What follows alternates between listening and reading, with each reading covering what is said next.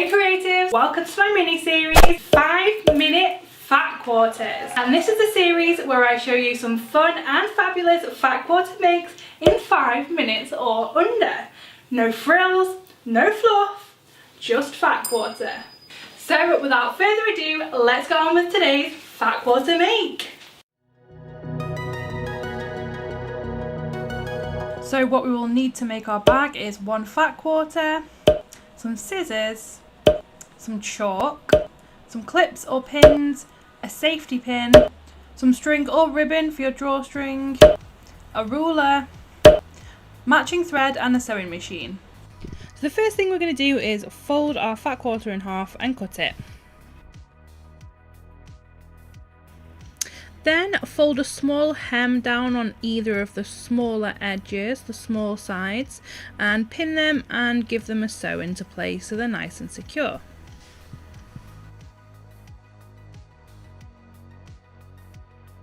Then we're going to fold another hem along the top side of the material, but just make sure that it's wide enough for your ribbon or rope or whatever you've got to use as your drawstring. Make sure it's wide enough to fit through. When you're sewing, make sure that your line of sewing is as far down the hem as possible, so towards the bottom side of the hem, just so that there's still a gap for your string to fit through. Then fold the material over so that the right side of the material is facing you, facing upwards, and we're going to fold it in half. We're going to clip and we're going to pin and we're going to sew across the bottom and the side that's open, but do not sew across the top.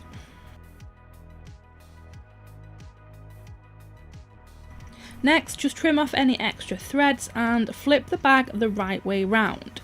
Now, if you're happy with this shape and you're happy for your drawstring bag to be this pouch shape, then miss this next step out. This next step will create a bottom to the bag so that when you're putting things in it, it will sit up straight instead of just lying flat. So depending on what you want your bag for, just decide whether you want this or not. So to create this bottom in the bag, you need your bag to be inside out again, and you need to fold your corners in the opposite way. So it's really hard to describe this, so just try and get it from the video, but you need to flatten the corners the opposite way to what they sit. Then you're going to measure in about 1.5 inches up either side. You're going to join these together with one diagonal line and you're going to sew across that diagonal line. So I hope that makes sense. It sounds more complicated than it is, so if you have any questions, just pop it in the comments box down below, but hopefully you can get it from what I'm doing here. So once we have done this on both corners, just chop off those extra corners, and that way we've not got any extra bulk in the bag. Turn the bag the right way around. And if you didn't cut the corners to add the bottom into the bag, this is where you need to pick us back up from. So the next thing we're going to do is we're going to insert your rope or string through the gap in that top hem that we left. So to work out how much of your string that you're going to need, you need to measure across the top of the bag. You need to times that measurement by 2, as there are 2 sides to the bag, and then add an extra 5 or 6 inches on per side, just so that you've got that extra amount when the bag is fully open. So my bag measured about 9 inches, so I times that by 2 to get 18 inches. And then added on an extra 10 inches just to equal those 5 inches either side. So the total measurement of my rope was 28 inches.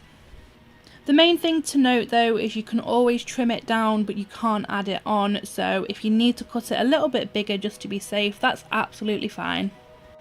Then grab your safety pin and thread it through one side of your string. You're then going to feed that through the hole in the top hem that we created.